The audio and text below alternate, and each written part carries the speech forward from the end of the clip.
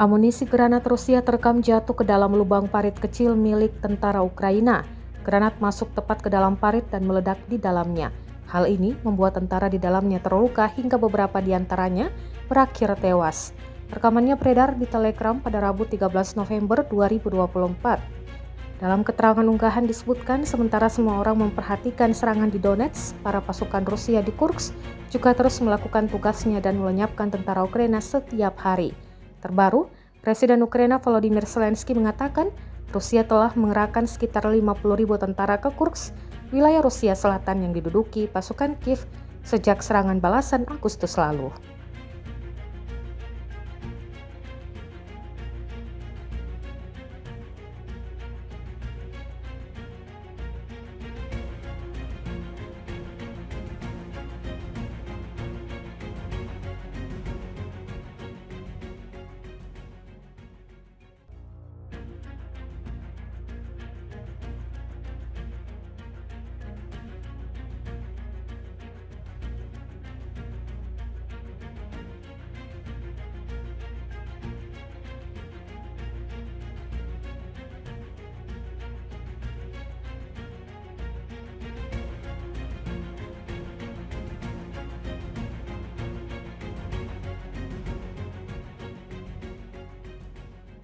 Download Tribun X sekarang, menghadirkan lokal menjadi Indonesia.